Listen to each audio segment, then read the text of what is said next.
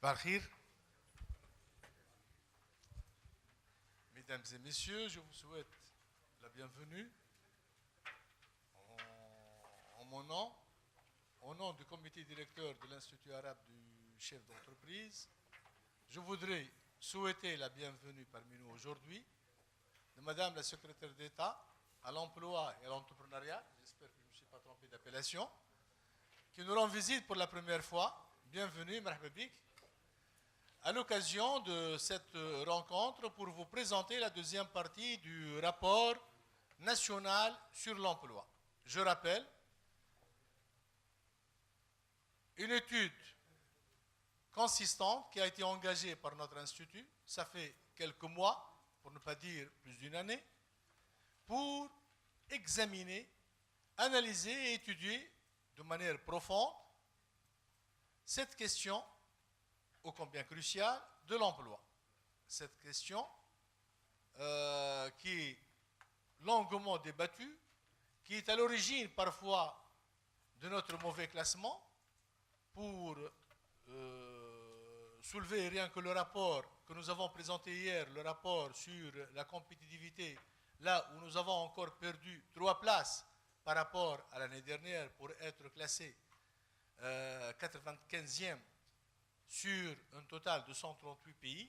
Et parmi les raisons de ce mauvais classement, les raisons sont nombreuses certes, mais parmi les raisons, c'est l'inefficacité du marché du travail, c'est les problèmes d'emploi, le problème du chômage. Dans la première partie qui vous a été présentée le 11 juillet dernier, on a fait le point sur la situation et on a en quelque sorte examiné le lien entre ou l'adéquation entre la formation et les besoins des entreprises en poste. Et c'est une étude qui nous a permis de dégager et d'évaluer en quelque sorte les postes qui sont aujourd'hui disponibles, qu'on peut pourvoir, que les entrepreneurs demandent, que les entreprises recherchent en quelque sorte à 145 000 postes, alors que de l'autre côté, on se retrouve avec 600 ou 650 000 chômeurs. S'il y avait cette adéquation entre la formation et les besoins de l'entreprise, on aurait pu faire baisser notre taux de chômage et par conséquent le nombre de chômage. Ça c'est la principale, mais il y a plusieurs autres conclusions de la première partie de cette étude qui vous a été présentée le 11 juillet. Et nous allons aujourd'hui présenter la deuxième partie. Selon un programme comportant tout d'abord le discours de Madame la secrétaire d'État, ou l'intervention, pour ne pas appeler discours, l'intervention de Madame la secrétaire d'État. Ensuite, un rappel des principaux résultats de la première partie du rapport. J'ai déjà annoncé quelques conclusions de ce rapport et la présentation des résultats de la deuxième partie qui va être présentée par M. Majdi Hassan. Ensuite, on aura 2 sessions. Une première session qui traitera de la disparité régionale de l'emploi et une deuxième session qui parlera ou traitera du secteur IT, des débouchés en os. Après la pause café, on aura la 3e session, l'université et son environnement local, pour clôturer cet atelier-là ou cette demi-journée par des recommandations et un aperçu. On va passer en revue quelques expériences internationales. Sans plus tarder, je donne la parole à Madame le secrétaire d'État.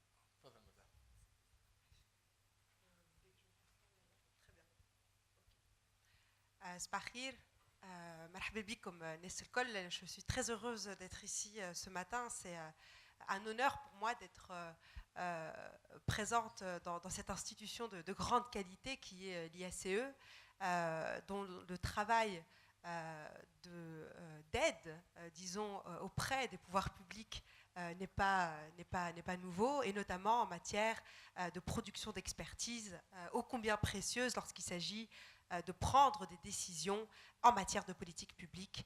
Il est important d'avoir des éléments, des études, des analyses et une qualité de chiffres qui, encore une fois, aident les ministères, les équipes, que ce soit au niveau des administrations de nos ministères ou encore de ceux qui dirigent les ministères, de prendre des bonnes décisions.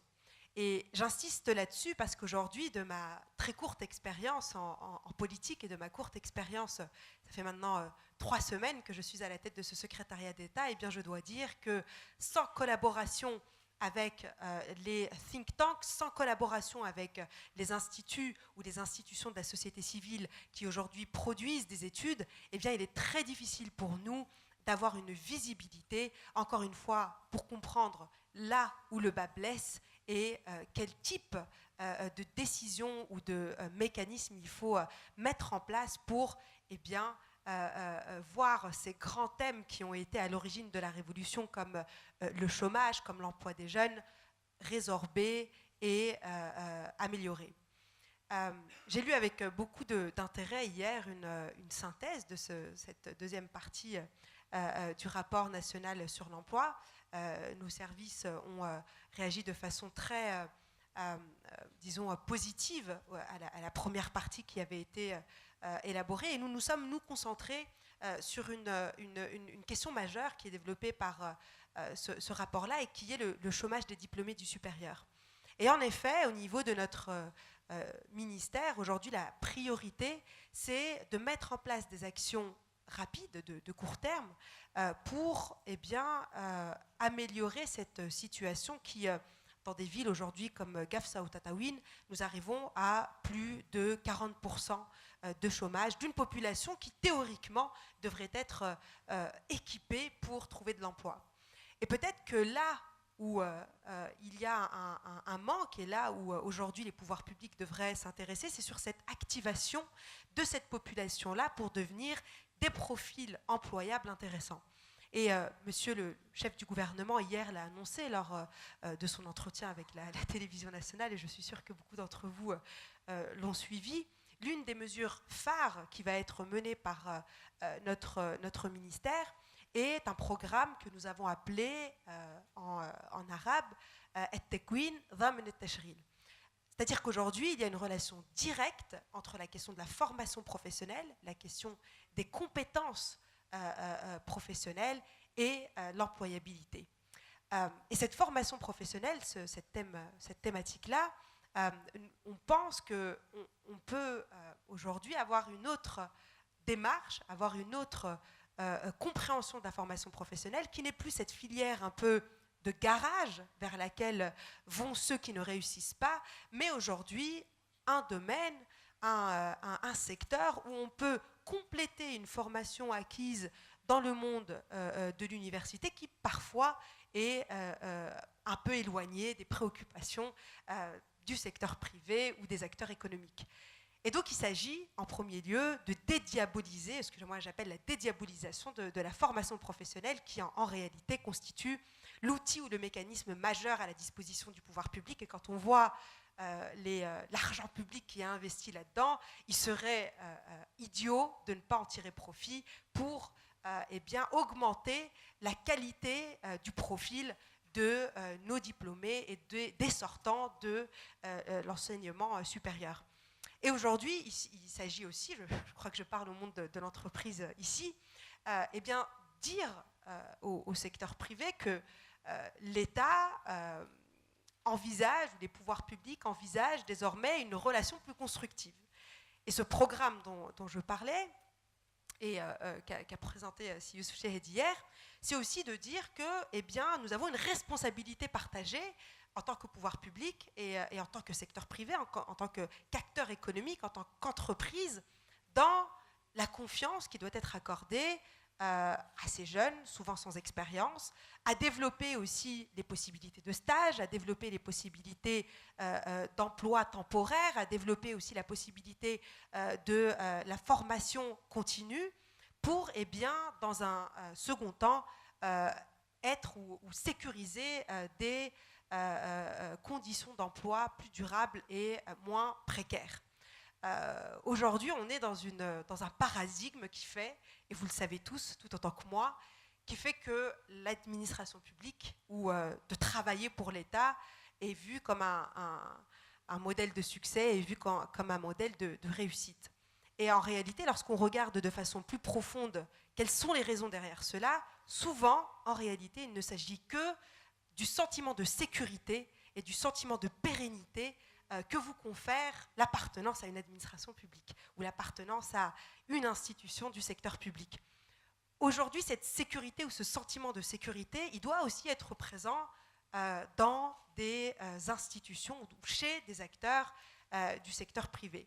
Et c'est exactement dans ce sens que nous allons au sein de notre ministère. Et enfin, la troisième et dernière chose que j'aimerais partager avec vous, c'est la volonté aujourd'hui de notre secrétariat d'État de mettre en place une stratégie nationale en matière d'entrepreneuriat. Je vois ici quelques personnes qui ont dû recevoir un courrier de la part de notre ministère pour dire que votre ministère à vous, que ce soit au niveau des finances, de l'industrie ou des nouvelles technologies, est appelé aujourd'hui à réfléchir de façon conjointe avec le ministère de l'Emploi et de la formation professionnelle et du secrétariat d'État pour l'entrepreneuriat pour venir avec une seule et unique stratégie claire qui aussi nous permet de parler clairement au secteur privé, qui nous permet de nous adresser clairement aux bailleurs de fonds avec lesquels nous coopérons au niveau du gouvernement tunisien, et enfin d'avoir un discours clair, un discours qui va aussi en symbiose avec un certain nombre de mesures que nous défendons aujourd'hui, même dans la loi de finances 2017, et qui parie sur ce mécanisme qu'est la microfinance pour permettre à ceux et celles qui aimeraient se lancer dans l'initiative privée d'avoir tous les moyens en termes administratifs, financiers et surtout d'accompagnement, parce que c'est là où aujourd'hui nous avons remarqué qu'il y a le plus de manquements, et enfin arriver à une dynamique positive en matière d'emploi 5 ans après la Révolution, parce qu'il est temps. Merci beaucoup.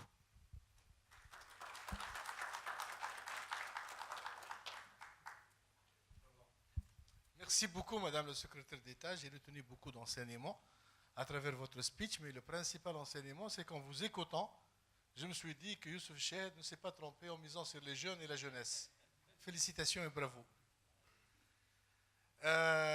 Donc, nous continuons notre séance plénière avant d'ouvrir la première session sur les disparités régionales. Nous allons écouter Si Majdi Hassan pour un rappel des conclusions de la première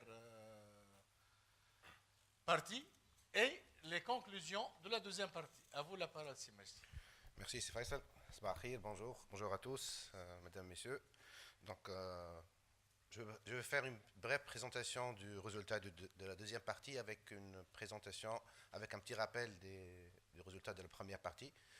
Je voudrais premièrement souhaiter la bienvenue à nos amis du SAIP, donc M. Abdelhab El-Kebsi, donc le directeur aussi de la région MENA, donc qu'on a élaboré ce rapport en collaboration avec le SAIP, qui est un partenaire historique de l'ISE. Donc, la première partie, elle a consisté en quoi? La première partie, nous avons commencé par réellement faire 2 enquêtes. Une première enquête auprès des entreprises. Donc, la cible, ça a été des entreprises qui emploient plus de 6 employés. Donc, ça a été fait par questionnaire, en face-to-face, et nous avons eu 480 entreprises qui ont participé de différentes régions, différents secteurs, et qui nous a permis d'avoir une idée sur quels sont les postes vacants, quelles sont les demandes, les postes vacants, quels sont les recrutements potentiels pendant les 2 prochaines années. Donc tous ces éléments-là ont été collectés à travers la première partie, et ça a été déjà présenté, comme ça a été évoqué par Si Faisal, lors de la première conférence. La deuxième source de données, ça a été une enquête auprès des diplômés. Donc, on n'a pas eu accès directement à une base de données où il y a les diplômés pendant les 5 dernières années, parce qu'on a eu des difficultés à avoir, généralement au niveau des institutions universitaires en Tunisie, donc on peut trouver les noms et les cartes d'identité, mais il n'y a pas malheureusement un suivi des diplômés. Donc,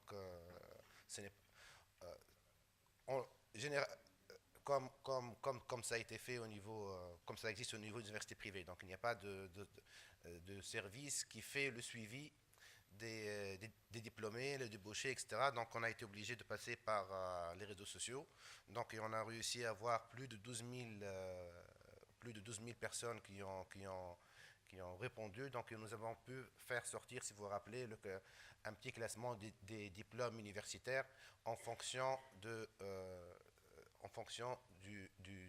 temps que le diplômé il peut passer en chômage avant de trouver son premier emploi.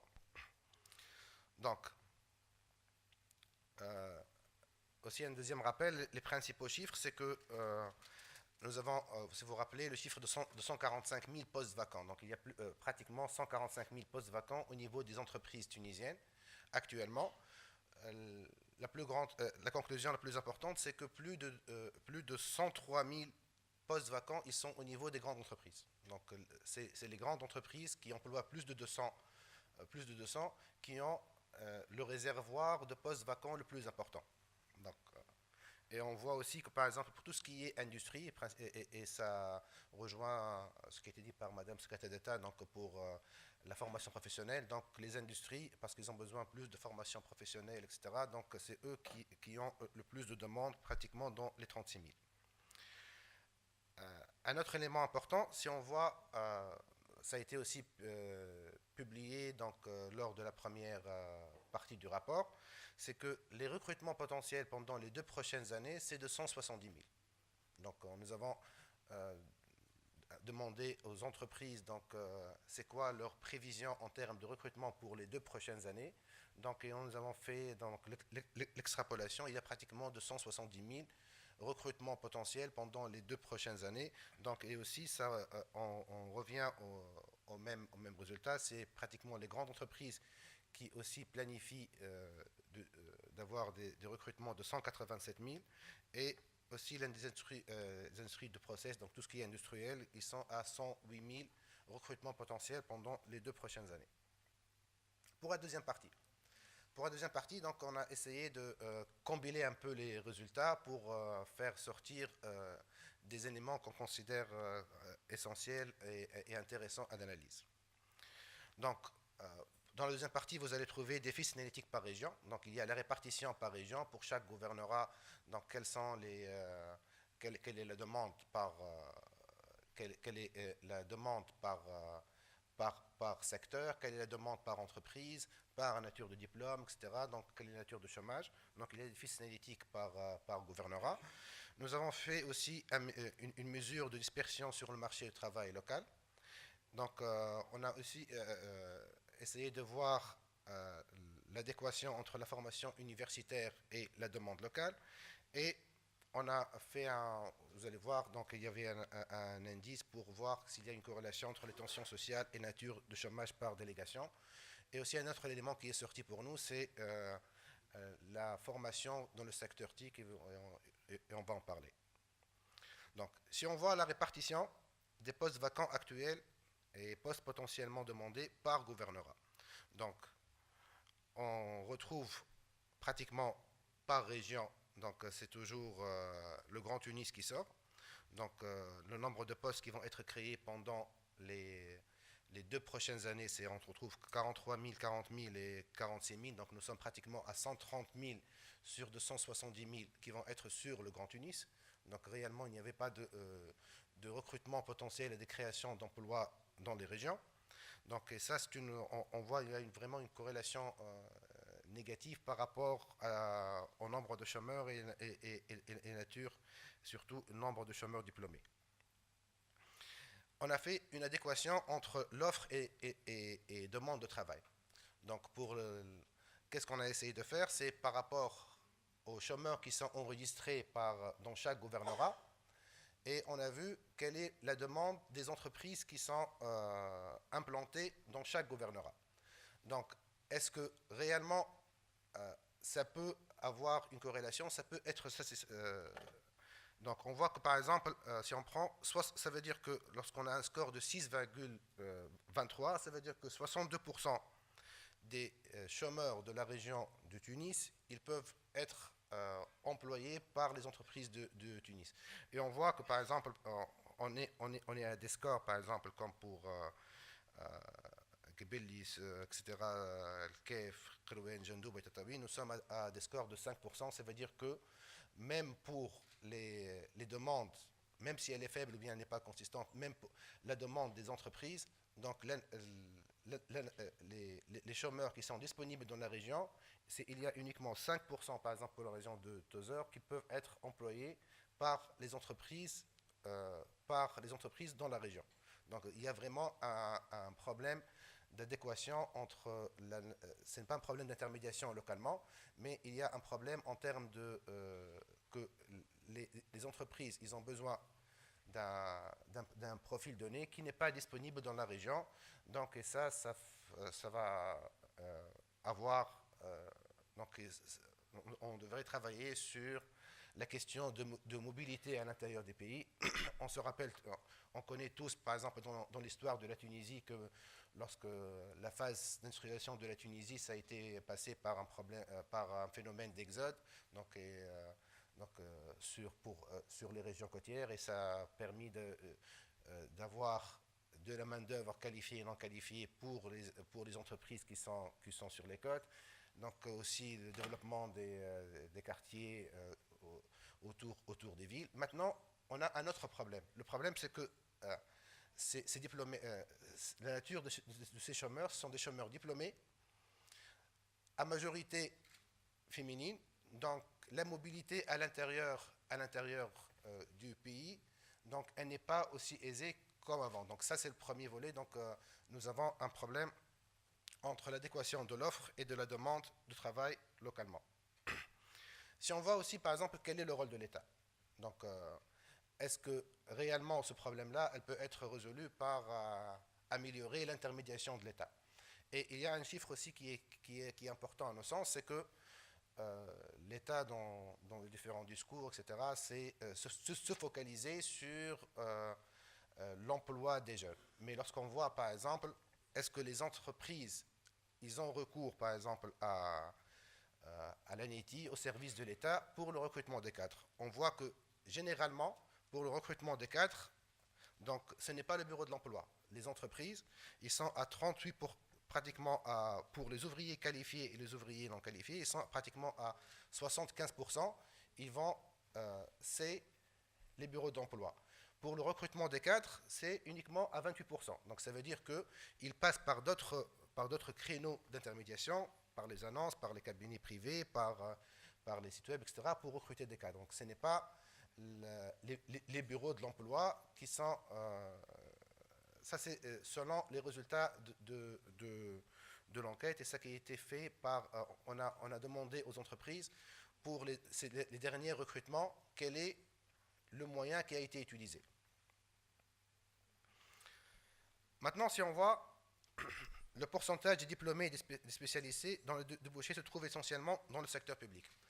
On a vu un autre élément aussi important, c'est que si on voit par exemple les diplômes universitaires, donc on a essayé de voir pour les diplômes universitaires, au lieu, et on voit est-ce que leur destination essentielle, par exemple pour tout ce qui est les sciences fondamentales, etc., c'est le secteur public ou bien le secteur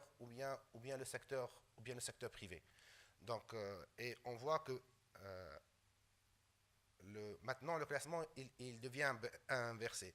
Si on voit, par exemple, par nature de diplôme des chômeurs on voit que, par exemple, pour la région de Tozeur, 66% des diplômés chômeurs, ils ont un diplôme que, normalement, dans leur formation, ils étaient destinés à travailler dans le secteur public, donc comme professeurs d'enseignement secondaire, etc. Donc, ils ont fait des maths, des physiques, des langues vivantes, etc. On peut en parler de la question de la conversion, qui peut travailler, mais il y a beaucoup de facteurs qui expliquent que, et comme ça a été évoqué par Madame Secrétaire d'État, qu'avec les avantages de la sécurité de l'emploi, avec les avantages, le salaire, et peut-être il n'y avait pas une adéquation entre la rémunération et la productivité dans le secteur public.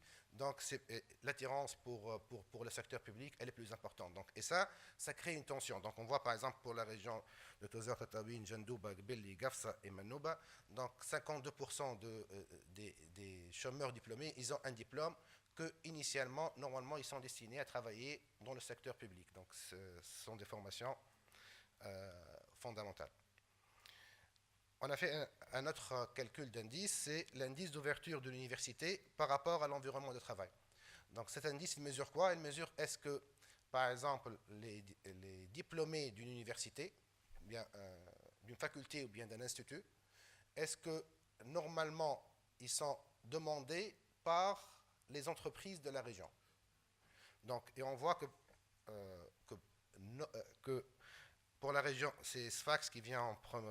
Donc, c'est les institutions financières de la région de Sfax. Ça veut dire que 60% des diplômes qui sont dispensés dans le gouvernorat de Sfax, donc ils sont demandés par le secteur privé dans la région de Sfax.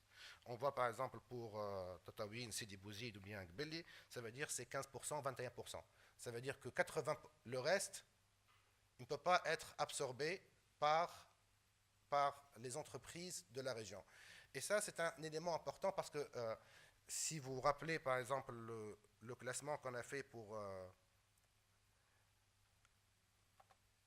il y a le délai d'attente pour trouver un travail et on a sorti les différents diplômes par couleur. Donc, si vous avez, par exemple, un délai d'attente de moins de 12 mois,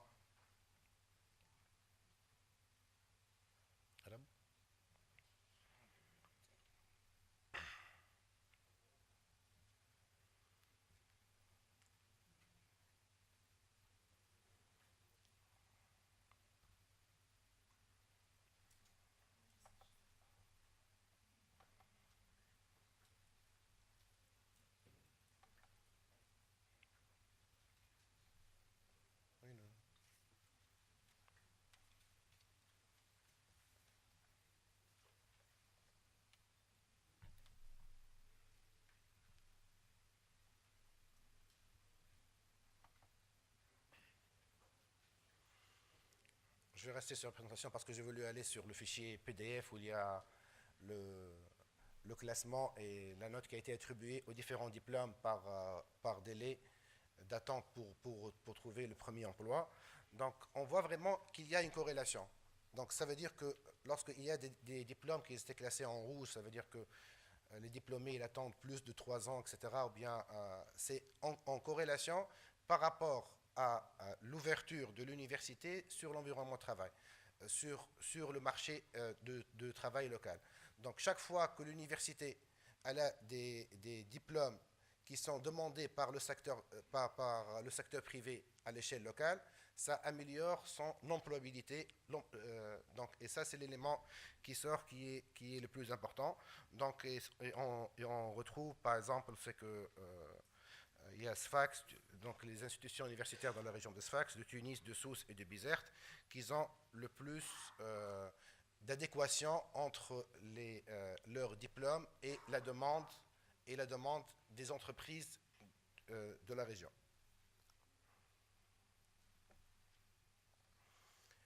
Le troisième élément qu'on a effectué, c'est qu'on a essayé de voir on a essayé de voir un score de vigilance ou bien de veille sociale. Donc ce score, il est construit de 32 variables. Il y a 4 sous-scores à l'intérieur, donc c'est tout ce qui est... Il y avait les parts de chômeurs du niveau supérieur et taux de chômage des jeunes, le taux de chômage des diplômés du supérieur et taux de chômage des femmes, population active occupée dans les industries manufacturielles, population active. Donc ça veut dire que la destination, c'est le secteur public, et population active occupée dans le secteur des mines.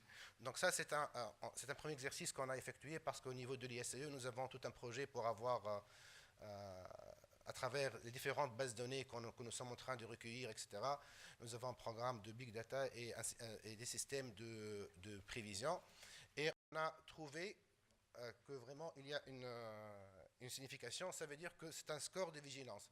Donc ça veut dire que lorsqu'on a mesuré et on a calculé le score, on a trouvé que, et c'est vraiment les chiffres qui ont fait sortir ça. Ça veut dire que on a fait le calcul de score pour les 256 délégations de la Tunisie, et ce qui est sorti, c'est que si on prend les 10 premiers, donc régions qui peuvent être chaudes, ça veut dire quoi? On a trouvé Qarna, donc, et ça c'est sorti, donc l'actualité le confirme. Donc il y a de Gbeli sur la Had, de Gbeli Sud, Sidi Makhlouf, Ghanouch, Snad, Daïf, Gafsa Nord, Omlara et Metlaoui. Ce sont les 10 délégations où il y a, on peut considérer chaude, c'est au niveau de la tension sociale qui est la plus importante. C'est expliqué par quoi? C'est que on voit la nature des diplômés, la nature des diplômés chômeurs dans la région. Il y a ce sont des diplômés qui sont destinés au secteur public. Donc les travailleurs dans la délégation aussi, ce sont principalement, ils travaillent pour le secteur public. Donc, et ça crée une tension. Donc il n'y avait pas... les gens qui travaillent, ils travaillent principalement pour le secteur public.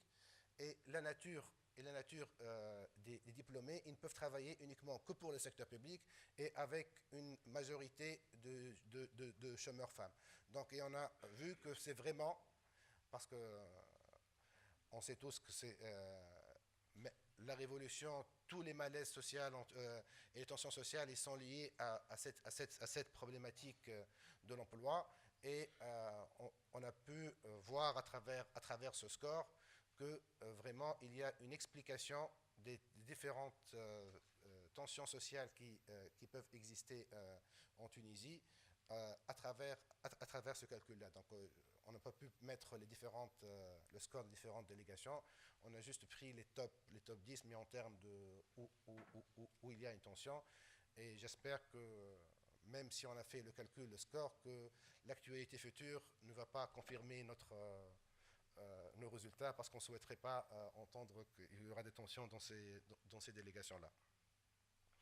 Le dernier élément, vous savez, comme ça a été évoqué par les SCE, donc ça a été, nous organisons des journées d'entreprise sur la transformation digitale. Donc et maintenant, tout le monde parle de transformation digitale. Il y a d'autres projets de Smart Tunisie, on parle d'économie digitale, économie numérique, etc. Mais principalement, il y a cette problématique de transformation digitale. Ça veut dire que les entreprises, pour améliorer leur productivité, ils sont en train d'investir en termes de systèmes d'information, en termes d'ERP, en termes d'informatique. Et qu'est-ce qu'on a observé? On a été étonné lorsqu'on a vu la nature des chômeurs existants et les scores et combien de délais il reste dans le classement des universités, qu'il y a des branches qui sont liées à l'informatique qui sont classées en jaune. Ça veut dire que les gens, ils restent plus de 2 ans pour trouver un emploi. Donc, et ça, c'est un problème. Donc, aussi on a vu que si on prend par nature de diplôme, pour les postes vacants, pratiquement, il y a 13 600 qui sont liés au TIC. Pour les postes à créer, donc il y a 13 000 qui sont liés au TIC. Et la demande, elle ne fait que grimper. On a vu aussi les statistiques au niveau international.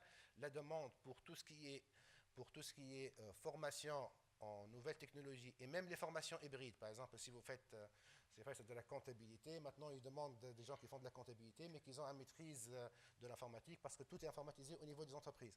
Donc, et on a peur que peut-être on va perdre le cap et on ne va pas saisir cette opportunité, parce que réellement, il y a peut-être des améliorations à faire au niveau de la formation en TIC. Il y a principalement les principales conclusions, c'est que les entreprises demandent des gens qui maîtrisent des outils, etc. Et que peut-être, est-ce que c'est faire le rapprochement entre les diplômes universitaires et les certifications. Donc tout ça, ça va être débattu. Je laisse le soin. Donc nous avons des amis qui sont spécialistes du système d'information, de la formation en informatique pour débattre au niveau des panels. Donc je n'ai pas voulu trop rentrer dans les recommandations et dans l'interprétation, parce que j'ai voulu laisser ça donc aux collègues qui ont contribué avec nous dans l'élaboration de ce rapport, donc que je le remercie. Donc, et ça va être évoqué dans les différents panels. Je vous remercie.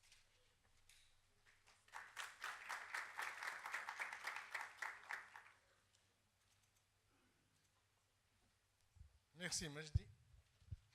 Bon, réellement, on a pu retenir quelques enseignements, quelques conclusions, mais on souhaiterait avoir tout le document, l'intégralité du document, qui semble être très intéressant, à l'instar de la première partie qui a été présentée le mois de juillet dernier.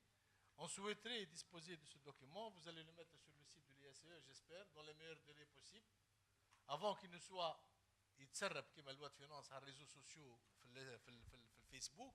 Donc je préfère consulter, Inch'Allah, on va pouvoir consulter le site de l'ISE. Quand on a consulté le site du ministère des Finances, on n'a pas trouvé la loi de finances. On a consulté certaines pages Facebook, on a trouvé la loi, le projet de loi de finances. J'espère que ce ne sera pas le cas pour ce rapport sur l'emploi. J'ai retenu une chose, les zones chaudes sur le plan social sont aussi chaudes sur le plan climatique, à l'exception de Qarqna. Qarqna, elle est chaude sur le plan social, mais sur le plan climatique, elle n'est pas très chaude. C'est agréable de passer quelques jours là-bas. Donc, on ne va pas passer au débat, on va ouvrir directement la première session. Donc, je dois céder la place de modérateur à Sikamel. Sikamel, vous allez assurer la modération de ce premier panel avec qui? Je connais معك intervenant. Massil Béchir. Donc, je vous laisse le soin de présenter. Voilà le programme. Là, donc, Madame le secrétaire d'État, c'est Béchir Laswad, qui est expert en ressources humaines, mais avant tout universitaire. Vous restez universitaire, c'est Béchir. Si Rachid Zarad, le Sartex, il n'est pas là. Et si Kamel Ghazouani.